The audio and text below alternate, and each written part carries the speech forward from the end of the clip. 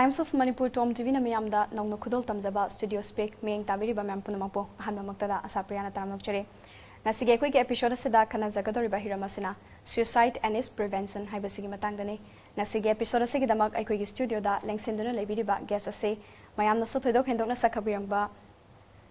Regional Institute of Medical Sciences RIMS ke Psychiatry ke Head of Department namade Indian Medical Association IMA ke hojik ke Vice President ki thausu pubiriba Dr. R.K. LENIN ne ahanbada Dr. Butram nokchare kurumjari nasige koi ke episode sa ahanbada aina Dr. ge khangjani gi se suicide ki causes se mostly koi youth ta kari kari oibi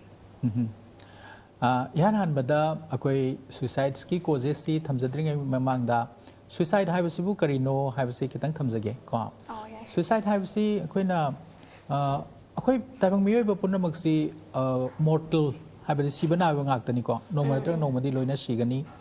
nganna siba yawi manung matam sadana aduga ahal oirakanda siba yawi chahi chama hena punsi ba yawi ko isorna magi thabirakpa magi punsi haiba tare ko ansingna su punsi nuksangu kain hainari se ko adu hariba natural oiba magi sibagi matam si yogdringa da masana masagi punsi masana masagi thawai logjabasibu koina suicide har khangne adu suicide tawge honarurga suicide tawda mai pa hokdaba akoi gi attempted suicide natraga para suicide kaina kawbasu dum layeba ko adu suicide si adu matik yamgre sigi kunai sida adu akoina yama matam da su akoina thoina thijaluba natraga su media da karida natraga social media da uribase adu matik toikre haiba tare ko aduda masi khaktara na akoina khanba taragadi masidagi saruk yamna heli suicide chi mayamna lotion nei suicide chi haidok ningde matam amadi imungda suicide haiba wahi se atma ghat haiba wahi se panma to hoide na ansingna thingnarambi karigino bu makoi gi wakalda masiga aduke matik akoi lapthokna ningi masi phattaba akoi gi o mongol gi saruk mawong ni haina launarami maduna moina macha masu singda magi macha mana oiba singda masigi wakal laktanaba haina makoina ki halamba jane aduni ngasi di masigi wana tainabada masidi ngang thokadabani wari sadokadabani hanggadabani haina akoi medical science na hairi masigi wana tainabani ko aduna sai thambi ki badu aduna suicide si akoina ngangnari basi ngasi gi thamiba topic si kari gino hairagadi suicide tawba masing se hanthana bane ko adu ngangnari ba hangnari ba question mayam se aroi badi suicide hanthana bane ba chumi ko adu ragadi suicide haibasi kam toina thokpa pot amano haiba taragadi every 40 seconds da malem da mioi be ama suicide tawdana si adu koi ngasai dagi wangang ba horuk pasi dagi mi masing khangdana si gre 40 seconds da ko aduna malem da mi lak nipan sahi ma da series suicide na ko aduna adudi suicide ai se mioi buna angang ama mi manare cancer da nare arubana ba manare lowi kon hondu yon thoktana mingon dagi paisa pudana mayam dagi paisa khaidana punchi suitable kalladi na honari ngai marak sida taga te iba kana gumba na masagi punchi ke dobugi logdoino masi jo hangba ab question ni ka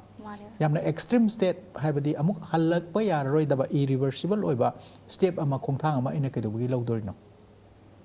mayam na khumirak pa ya magi thamoi do dokimatik su omani magi wakal do dokimatik nungai ramaroi aduna maram oirakanda tangraba amuktang phangba punchi side mana maman yaudana khalak po oiramgani haina habiramgani khargi makai di chumme adu khargi makai di lale ko aduna hangbire question du da ilak sake suicide pokhan na bagi ohelak na bagi maram se kari no haibse koina ani hum thokna koina khani amana koi hereditary suicide chibu hereditary obiya brane na hangbiyak pa ya ASHAPRIYA na ko yai akoi gi imung amada mi ani hum suicide tawduna sigraba makhura maton sing suicide tawduna sigraba imung duda suicide tawruk pa ya bagi chang yam wange mase hereditary ne ko aduga machin manaw sahi olaganda mayam laikhidabdu mathang sahi da laikhidabsu laye suicide na ko aduna masima hereditary ore asi hai dana akoina hereditary lai haidana yumamada machin manaw singda asi maina thodok nungai taba thokiba singse lemhoriba machin manaw singda soidana tawgani haibagi wafam nate hereditary haibadi mayamna lairiba risk factor haibadi suicide torokpa yabagi changdudagi khitang heli haibani masina nungnangna bagi machak amadi oifam thokte ani subada thamjarabada koigi suicide tawdana laikhidaba mayam sigi manungda chamagi manungda humpudagi humudra pawudi koigi pungning wakal ge anaba ama natraga amana oiribani adu pungning wakal ge anaba mayam sisu chamanana suicide to honbagi wafam dinate ख्वाइदगी हेना suicide तौहनलिबा पुनि वाखल गा नाबा अमा हाइजौ हारगदी depressive disorders ना ओइगनी depression सिसु माइल्ड मॉडरेट सिवियर है खाइदोई माइल्ड मॉडरेट तदी क्या सुसाइड तौदे का हेना हक्चिना डिप्रेस तौरबा मयाम सिगी मरक्ता चामे मनुंगदा कुंदी सुसाइड तौबगी खुदोंचादबा से लई अदन डिप्रेशन लाहेंगगदी अखोइना सुसाइड थिंगबदा याम चाव मतेंग पांगनी अदुगा पुनि वाखल गे अनाबा अतैना स्किजोफ्रेनिया हाइदना मयामना लाना कोई सोरक्तगा चटपा खोटपा उबिरिबा मयामना नुंगाइतबा वाहाइदा अंगावबा कायना हाइबिरिबा हौजिकपुदी तौद्रे असिगुमा अनाबा मखल सिदसु कोई सुसाइड यामना कमन ओय अदुगा था थाजदना निसा मयामगे मरक्तसु युगी निसा से मसिना सुसाइड तौनबगी चावरबा मरममम ओय अदगी अहुम सुबदा इम्पल्सिव हाइदना अखोइगी खुदक्ता इकाइब नंगबगुम्बा खुदक्ता करिगुम्बा अपाम्बा अमा फंगदबगुम्बा मरम याम चाबा ओरम याय चादबा ओरम दबा याय चारम दबा ओरम याय मसी अयामना इंखलकपा नुपामसा नुपिमसा सिंगदा थोय मखोइदि पुनिंग फाथबस याम ngamde मखोइस याम इम्पल्सिव ओइबा चही मतंगनी अदुना करिगुम्बा कांदा अखोइना हलमन सिंगना चैबा खोटबा ngang मखोइना पामदा थिंगबा मतमदा अखोइना खितंग पुनिंग फादबिरगा मौंग अमा होंदोगा पुनिंग खितंग फादबिरगा हाइबिनिंगबा वादो हाइबिबा नतना दोंग दोंग हेक हाइबा मतमदा असिगुम्बा नुंगाइतबा थौदोक्सि थोकपा याबगी खुदोंथिबसु लई हाइना थमजगे अदुगा अमना अखोइगी ज्ञान इताताना को फाइनेंशियल कोज हाइब तारे अखोइगी महाराष्ट्र गुम्बा वेस्टर्न स्टेट सिंगसिदा अखोइगी फार्मर सुसाइड हाइदना मखोइगी इनकम से लोन लौरगा लौसिंग उरनी अदुगा लौसी लोइना सिदोखिदना सिंगनबा पैसा लैतबदगी हाहाकार लाउन वाबदगी मखोइसे पाक्तकना सुसाइड तौगी पोट सुट लई अदुना सुसाइड के मरम सिदे अखोइना खलुबा खरसी नतरा यामना लेग्रे अदुगा अल्ट्रुस्टिक सुसाइड हाइदना आई अमा सिदोखरगा लेबाकी दमक्ता आई पुंसी का थोखरगा आइना मयाम की कानाबा खर तौरदी काइना तौब सुसाइड लई मणिपुर दसु थोखरे मसा मतोम मई थाजनजरगा सिबा थोखरे मा मसागी पेबम चित्ररंजन की अदु मा मसागी दमक्ता नते लेबाकी दमक्ता नि सिसु सुसाइड मखलमनी अदु आइना लाक्चनिंगु वाफमदी अखोई इंखलगलिबा नहारोल सिंगसे मसिदा सुसाइड का करी मरी लेनबगे हाइबसे आई थमजनिंगे चाही 15 चाही 12 फाउगी मनुंगदा लेबा अंगांग नहा इंखलगलिबा सिंगसे मसिगी मनुंग मतम चादना सिरिबा सिंगसिगी अनिसुबा कमनेस कोज दिस सुसाइड ने फर्स्ट कोज इना एक्सीडेंट कुंबा रोड ट्रैफिक एक्सीडेंट कुंबा याम सिगल मोइसे कइनो मोइसे स्पीड से याम पाम्बा अयांग बसे याम पाम्बा अंगा मराई खंगदब सुसाइड से मखोइदा करिगी दमक्ता इंखलकपा तनौ तनौरिबा असाना पिक थलबा अदुगा मसुंग मानबगा हराव रावना लेमिनरिबा चारुब खुदिमक्ता हावरिबा मतमसिदा करिगी दमक्ता नारोल सिंगदा सुसाइड याम कमन ओरिनो हाइबा तारगदी मखोइदा फैक्टर अनि हुम खगले अमना कोइगी एकेडमिक प्रेशर सी ममा मपाना ओजाना कैरो लेकाइना मखोइदा अहेनबा प्रेशर पीबिरकपा हाइबदी नंग अदु ओइदे यादे नंग अदु पास तौदे यादे नंग अदु खंदे यादे हौजिक ट्रेंड सिदा अखोइना हाइदी 12 लोशला कांदा दो ngang से मेडिकल इंजीनियरिंग अना हाइरे एक्सपेक्टेशन याम वांगना थमे अदु मयामना थंबगी मथक्ता मसाना थमजबसु लई सेल्फ इंड्यूस्ड प्रेशर मसादा प्रेशर पिजबा आई सी पास तौदे यादे अमीना हाइबा नतबा अदु सुदुम सुसाइड तौनवी मरम अमनी मसिदा आइना पन्निंगबा मना प्रेशर सी आइना मयामना लेरिबा ट्रेन मयामना फै काइना सुम हाइनाबा फारिरा फत्रेदि खंगदे से पुदम ओइना मेडिकल फै हाइ कइदा फै नो खंगदे इंजीनियरिंग फै हाइ कइदा फै नो खंगदे थबक फंगदबा मीना पै लेरे को हाइनिंगबा आइडिया दी अखोइना 12 पास तौरगा चटपा याबा ट्रेड सी लिसिंग रोमदा लई हाइजरिबा अखोइगा अपिकपा मणिपुर सिदा अखोइना खंगदबनेबा अखोइना उदा ताद्रिबा जॉब का सियाम लईबा हुजिकती मीडिया दा रेडियो दा करिदा इंटरव्यू लोबो कांदा थेंगनबिरमगनी फॉरेन कंट्रीज दा लईये थबक तोय कई थबक तोयनो हरगा माइ थबक तो अखोइना भाप तादब को अदुगमा थबक मयाम लेरे हुजिकती अदुना आइना मयामना तौनै हाइदना आइगा हाइनदबा आइगा सुसन्नदबा आइ टैलेंट याम वांगबा याय 99% 90% फंगबा याय अदुबा आइना चंगदोरिबा मेडिकल नत्र इंजीनियर दुगा आइगा दिचानदबा ओरमबा याय अदुरगदी फना मासे अचीव तौरोइदोइनी एंट्रांस ता पास तौरोइदोइनी अदुनसु इकाई खांगदगी मयाम मांगदा लाइक फै हारगा सिबाव पास तौ ngamde हाइबदु ताबा कीबदगी नत्रग ममा पानी बकाइनी ममा पा इकाई बनंगनी हाइबगी पोट अदगी इमाई पाना आई दमक्ता सु याम वाबिरगा करागुमनदी नंगी दमक्ता इन पैसा याम असु याम तिंगना होनरगा हाइबा वाहि वाउ सिनब यावी असिगुम्बा सिना सु मरम ओय अदगी नंगी नयामबदी अदु यामना फरगा नंगी सही मतंग दमादी अदु दु तौरे नंग कैदौ लई हाइबगुम्बा कंपैरिजन असिगुम्बा अदगी अंगांग सिंग दसु निसा चाबगी पोट सिमा लई निशा चाबनसु सिहली ओवरडोज हाइरिसिंगसे सुसाइड सु याम यावेबा कोइगी हिदा काप्सलगा माजी ओवरडोज दong सिरी नि तारमे हाइसे मुथाइ नुगाइ तब नुमिन अमदा खरा हेना काप्सनबसु दum यावेबा सिसु अमने अदुगा अमना करिनो हाइरकांदा नुक्सी नुंगोलगी रोमांस की मतमसे नुक्सीबा हाइबसे पोकपदगी इचाइसु नुक्सीबदगी हौरगा mama Mopa नुक्सीबा ngakani aduda romantic love sida yamna khitang miyoibada khitang hena chaina piba pot ama lei ko ado ahal oirakanda khanaba mayam lei husband and wife khanaba lei adu ahal oiraga nuksiba khanaba mayam lei kya si di moise karigino orga moida judgment aduga experience adu phadabagi sakti se leiba aduba inkalali ba nauriba sahi 3 de horoga kunmari kumga swaibok se sidi magi mai khangnari du natadi hekta malem ji loiraba dong na khanba atopa maga hek la roi do boi khanba tanjadra di hena phaba amsu lak to report neba aduga du hekta khanba ngamdadana ma gani na di ai dum sirage al ai sigarga ma pelorus nu ka hijan ma sigra pen do udog ju na tabdo kwa asmain tawdana tawgasina maram oiraga inkalak pan harol singda yamna sibagi manung atum sadana sibagi achobu maram amadi suicide ni adun mama pa sing oza sing karisingna su angang sing loina bakanda yamna hai sing loina biba aduga amana chahi yama ba ahloer bakanda emptiness syndrome na malai haibadi aina icha isu sing se nuksi na yokjaraga magi mayum pan kre pan kanu habi yaroi matam na poropani panju bala ningi ni pandana le de mukapini ko adi masu poglani adu mayam do mai gi thabak chatkhiba matam kaithokpa ngamdaba halaga macha masugi tuition gi tawkanda mabok haitare mathau haitare matam du dari ko halora matam dadi kana amatana attention pibi daba aidi piroi haina natraga su pi bangamdaba adu matom da tingak sum lerak pas ning bakarak pa lonely warakpa adi mo moy ani gi marakta ama legi daba taragati natraga husband natraga wife legi daba kandadi mai punsi se usually tengal leba adu khoina kari harami han singna khangami isinga nga ga tabai ni edi ising leitradi nga sirani haibadi mana hingjaramba punsi maga punmin narma mi du leita kan ma kana yenga ga hingdoi no ba ko siguma matang da suicide yam thoi ko aduna suicide thokpagi maram se ahan oira kanda sumaina hojiki doctor na habige ba emptiness oira kanda suicide tokgi changse si manipur daga di yaukibra yawi ado hojik hariba yamna tokbagi haragadi youth sing duna yam heli aduga anaba koki anaba leba mi sing sina yam heli koki anaba leba haibisida angang ahan yam ahan loin yaure ko aduga haidi aduga mai case kumase manga thengna bikraba ba thengna lei aduga lei aduga mathangda ina doctor la lakchani se chai khuding ekoi 12 September se sedaida World Suicide Prevention Day ne na chai khuding edum awareness pidana palan thoram di dum tawar laiba aduga sigi palan thamje tawraga su hojik ki oiba manipuri context da suicide ki rate se karam film da layena khanbi okay palon tawri se suicide hangal e haibagi kutam ni haina lobusu yai ko adi karimte important oidaba yam toina thokta ba thaba amagi de koi kesu palon tawroeba yaninge ko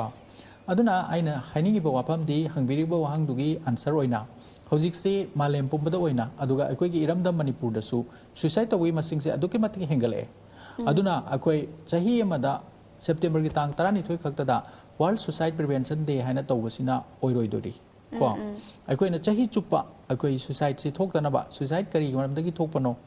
suicide thoi ba maram du khanga di karam thingani habigi wapam lakani aduda akoina na changba masu darkar oi thoksa daba yadaba ko karigino bu asuk amna paisa thadaraga medical science na miyoba bu kanna ba honari nge matam sida nakala madam tom du sum sijala adi madu so koi gi health kida soiba ma oigani public health amaroina ko aduna suicide ya amaroiba public health issue ama oire ko hojikti aduna akoi ngasi akoina tawriba program sida tabiriba singi sina suicide karino haina munna khaludaba tarudaba khangudaba su yawbiramba ya hijeriba habedi masidi tabu ni panganu ngangnaganu haina hairaga leibanina karamta masi angang sing da su akoina takpi de akoi masen su ngangna de akoi masi tahidaba wa dawna leinarame ba ko aduma hongdo asi ngasi dagi di suicide ki maramda wari sanarasi karigino suicide ki maramda khangaga suicide che handanaba suicide thingnanaba ko matang sida suicide thingnaba kamai thingduno haina ingangang na koi hangnaba ya amana pungni wakal ga naba nar di suicide tawe to di pungni wakal ga naba laing si number 1 natra ani subada inkalakba napamsa nupimsa sing suicide am tawe karigino ai haijagre ador di pressure pib du kitang handa sina wari phajana sadok pi sina aduga inkalakba napamsa nupimsa moi loina ba matamda interpersonal relationship da soiri do akoi aware toksina counseling toksina natra aduga impulsive oi ba phada bangam da bagi pot ama leiri do madu kari tawraga makoida counseling tawraga phingbodo khara hantan ba yaroidro haibagumba ade ahalaman singna suicide tawrido moi bu khara minung si pibi ba matam pibi ba yadra haiba pot adu nisa chaba mayam yu thakpa mayam se suicide am tawi hardi yu thakpudu laying na ba hot na ba asina suicide handa dorgi ne ba ko aduna magi cause khangagadi handana bagi lambi mai pak papak ta bai duna topani magi handana ba hot na bagi lambe lamade khoi phange haijari ba ko adagi amana akoi first set haiba pot se tabiramani kana guma anga ngama cycle tu sale makhudu hu bale adudi ASHAPRIYA na su first set piba haini kamai tawni rumal ama puthora ani phatpat kanthok piragani adagi nang naramani ne kapkanu ka hairani da ditol phangdra su nangna adum phi me yesen biraga pharmacy hospital chalo kol haini hairoidra ko khangde haujikan di mina sokpa tuba uraga su mobile am putho video kapaga thagat na bo honai ko ASHAPRIYA de na tawra khangde tawde ko fari adobu aikoina psychological first set and amalai akoigi asok apanda tawriba samaina kanaguma mana mapon nusi na kappa kanaguma mana mathai nungai taba uba kanaguma mana pungni wakal gi ana bagi layong utpa kanaguma mana suicide tawdore haibagi hints piba matamda akoi ji kai tawdoino khangde akoi first set piba haiteba ko aduna psychological first set haiba mamu thole hujikse aduna physical naba matamda akoina first set piba mi loina mangna ngame almost 90% ngame ko tawe adubu psychological first set sidi karamtana pini habsu khangde kari noi su khangde pi su bidi aduna nangna minute ani khaktang suicide tawgodorba mi amada ngaktang ai khon nangna tawdor si kari no puning tap thau nangi dam ta khoi myam leiri kari gi nangna tomda ne na khali no tangraba punsi se nangna kari gi mangan du no ngaktang minute manga khakta tap thago haina nangna kari gi makha mangamagadi suicide manga tra di nang soidana kan mangam ne kaiginobu suicide torum dai ki ngau khalak pa mikup khara leiri ba madugi mikup du lan thokragadi masi kandoi ne ba ko kan bagi chancha ma lei ba adu hai dana ngasi doctor na mi myam chandra kalhoraga su amuk hanna tawraga sidri bau tawba mari mangar suicide attempt tawba mi lei aduna ma oigre ko ngasai gi impulsive oiba inkhalapu nu pamsa na pimsa na tawba ga dudi ngahaki du kan graga madi amhona tawroi ba nok tana khotana sana ba chat khrane ba aduna psychological first set haiba amasu aikoi khangba darkar oiri ko masi jo khomyam khangmina se Dr. Wari sam nungari marak thana tema break matang lomina se nasige khoi ge program studio speaker se Create Love na sponsor tawbirak pani amadi hariba Create Love se khoi na Instagram da Create Love 22 haina fangbigani mayam namasida follow toksun biraga koi ge any occasion ge oiba gift item sing order tawbi bayagani marak thana mayam de ke tema break matang lomina se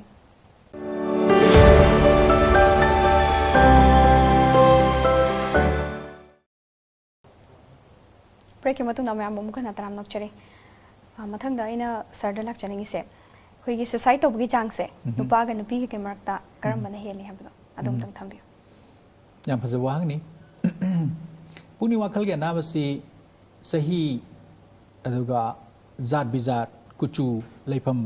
amata khakti ma simi sing khayam naite ngasi yamna akhanga hi sa da ngangi ba isu puni wakal ge na bana roi hainingai leite aduna mipum khuding makse hauju bauda na draga su lakada matam da dumak na ba yai aduna from birth to tomb from womb to tomb haiba yai miro lingai puktung da leiringai de hauraga mongpham yobo phawgi manungda puni wakal ge na ba amana natraga ama ekta narak yai aduna kana guma miwe mana nare harga khona nok na base chumde karigino bu aingon da surung ak pa yai ko number 2 da puni wakal ge na ba mayam se nupa nupi chapman na na bra sahi matang chapman na bra hargadi nate pi ngai da na ba khara lei alur kana na ba khara lei khudamai na kaugan ba ge na ba dementia pi ngai da na ba pi ngai da khangba na ba harga na ADHD attention deficit hyperactivity disorder nupa da hen ba substance abuse nisa chaba khotpa si nupa da heli nupi de hen ba anaba hargadi depression si nupi na saruk ani heli ado ri lakchani bu afam se depression si am suicide tawgal hai ado ragadi nupa ga nupi se karam banen suicide torong do mali nupi ne heli chume adu kari tawge hai bu suicide tawge na khanba aduga suicide tawna bo honaram ba se nupi na yam hele double ne ba ko aduga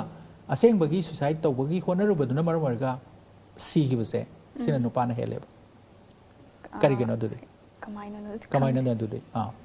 ayam matamda suicide ama khone yeng matamda lethality haiba malai haibadi magi sathi bagi changse nupi sing sina suicide che mapokning se porbo sak tana ai asigi nupa sindabu unudde ai chachagrage ai nungai na ada leijarurage na khandana mana phenyl thakjale phenyl ke su siroi ꯀꯅꯥꯒꯨꯝꯕ ꯑꯃꯅ ꯅꯨꯄꯤ ꯃꯆꯥ ꯅꯨꯄꯤ ꯑꯃꯅ ꯑꯃꯨꯛ ꯑꯩ ꯁꯤꯗ ꯁꯤꯖꯈ꯭ꯔꯦꯅ ꯀ꯭ꯔꯣꯁꯤꯟꯗꯣ ꯃꯄꯥ ꯑꯅꯤ ꯆꯠꯁꯜꯂꯦ ꯀꯩꯁꯨ ꯁꯤꯔꯣꯏ ꯀꯣ ꯍꯣꯠꯇꯤ ꯍꯣꯠꯅꯩ ꯃꯥ ꯁꯤꯒꯦꯅ ꯍꯣꯠꯅꯩ ꯆꯞ ꯆꯥꯅ ꯄꯨꯛꯅꯤꯡꯗ ꯂꯦꯞꯄꯦ ꯑꯗꯨꯕꯨ ꯁꯤꯗꯦ ꯀꯣ ꯑꯗꯨꯒ ꯍꯣꯏ ꯇꯤꯜ ꯍꯤꯗꯥꯛ ꯊꯛꯎꯕ ꯀꯩꯗꯧꯕ ꯃꯌꯥꯝ ꯑꯃ ꯁꯤ ꯅꯨꯄꯤꯁꯨ ꯅꯨꯄꯥꯁꯨ ꯀꯣ ꯑꯗꯣ ꯑꯩꯅ ꯄꯤꯖꯔꯤꯕ ꯈꯨꯗꯝꯁꯦ ꯅꯨꯄꯤꯅ ꯂꯧꯈꯠꯂꯛꯄ ꯃꯥꯒꯤ ꯁꯤꯅꯅꯕꯒꯤ ꯂꯧꯈꯠꯂꯛꯏꯕ ꯄꯥꯝꯕꯩꯁꯤꯡꯁꯦ ꯑꯌꯥꯝꯕꯅ ꯂꯦꯊꯦꯜ ꯑꯣꯏꯗꯕ ꯃꯥꯏꯜ ꯑꯣꯏꯕ ꯑꯗꯨꯅ ꯁꯤꯍꯧꯗꯕ ꯁꯤꯒꯦꯅ ꯍꯣꯠꯅꯕ ꯃꯁꯤꯡꯁꯤꯗꯤ ꯗꯕꯜꯅꯤꯀꯣ ꯅꯨꯄꯤꯅ ꯌꯥꯝ ꯍꯦꯜꯂꯤꯀꯣ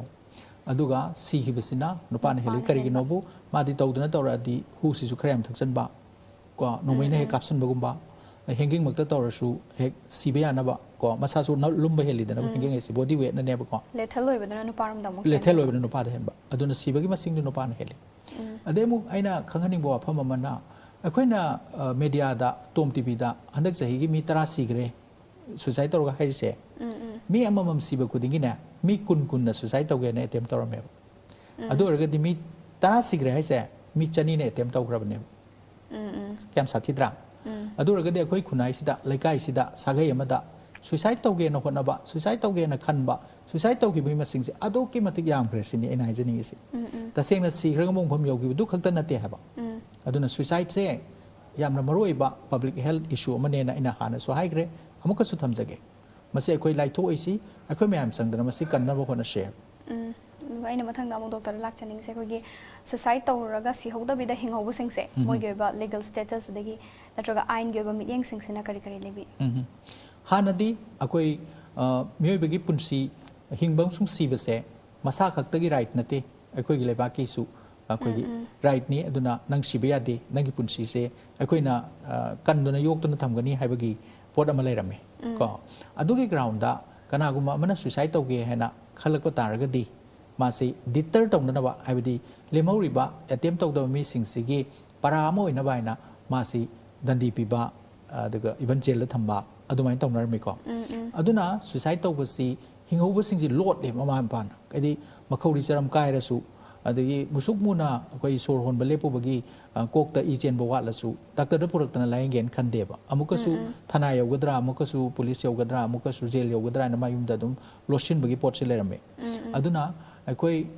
ꯁꯨꯏꯁꯥꯏꯠ ꯇꯧꯔꯒ ꯍꯤꯡꯍꯧꯕ ꯃꯤꯁꯤꯡꯁꯦ ꯐꯤꯕꯝ ꯁꯣꯏꯕꯁꯨ ꯑꯗꯨꯝ ꯌꯥꯎꯋꯦꯕ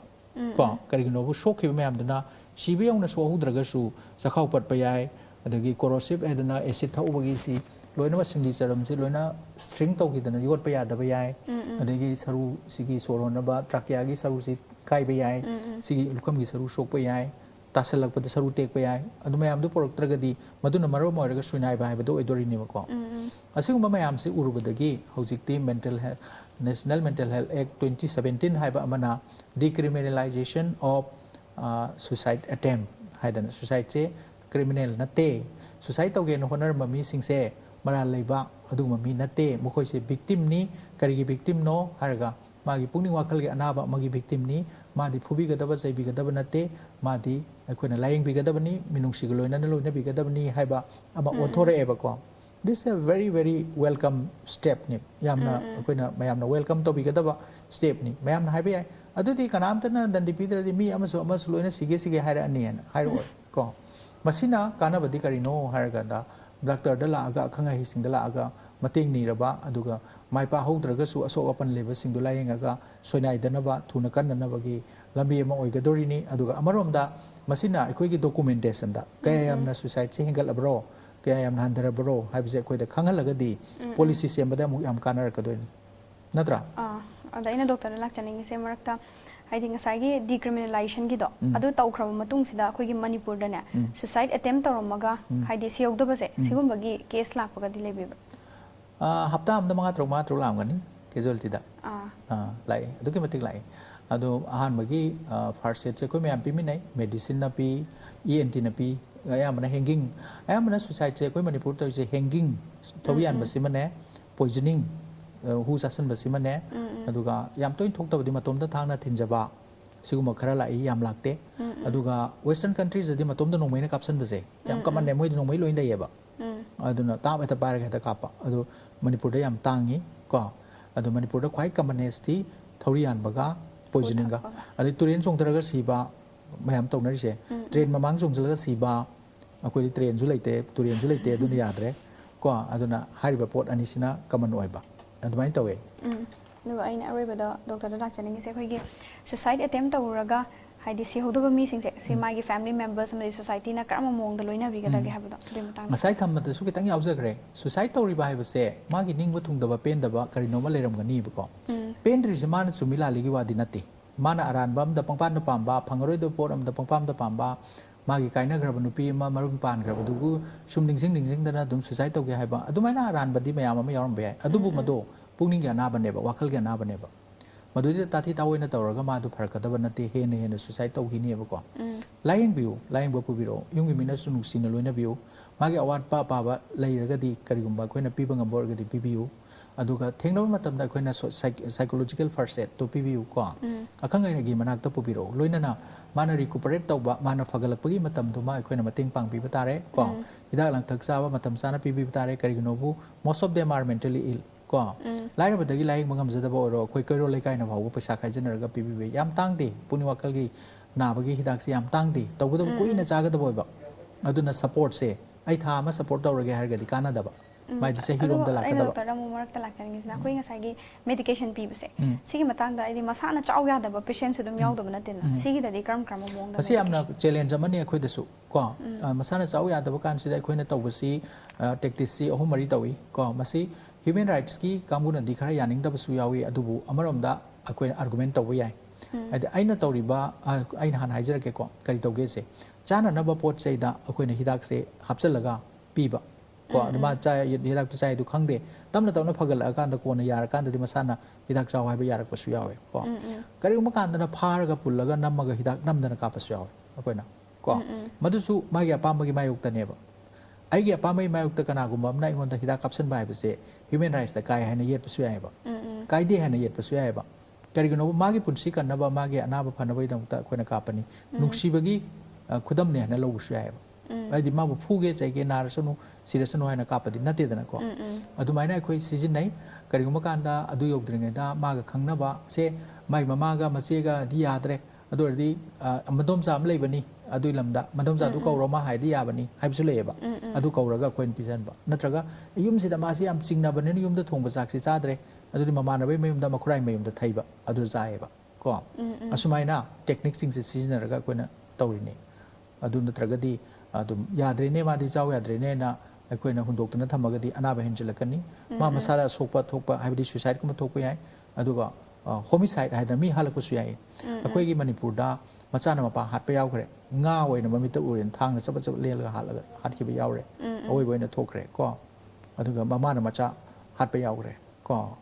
adumaina masidi aikoi imung manungi responsibility khara lei ba psychosis ki matang se psychosis sai dai panjagre ko masana masabu nai hai ba khangjada ba masana masabu laying se ba yada ba kangku se sidi imung manung na magi diet se lobi ga da bane ba natraga di mana laying se yada bane na sum thado ga di hayeng thiga ama oi khagre khudong thiba thokpa kan da diet se ana ba da pi bi yaroi ba sidi imung manung na yengsan bi da bane ni noigi narani harakane ba em nungai jare doctor ngase doctor go nazar ga wari watai saba phonggi dama doctor bu thagat chari andega doctor gi chillaba matam kya ma khaidok piraga ngase khoi gi studio da lengbir pagi dama doctor bu thagat chari ngase ge khoi gi program asi create love na sponsor to birak pani made instagram da mayamna create love 22 haina phongbi gani haiba page asa da mayamna follow toksin biraga any occasion gi oiba gift item sing mayamna oda to bi yagani ngase gi oina khoina create love na sponsor to birak pa gift item asi doctor do khudol tamsari thank you very much Nasigoy na di matangas da studio speaking episode suicide and its prevention hai solution jare mathang da anoba episode amada doctor ga muk wari sanabagi tanja du lawjagani madubok tang di mayamna meeting tamina sei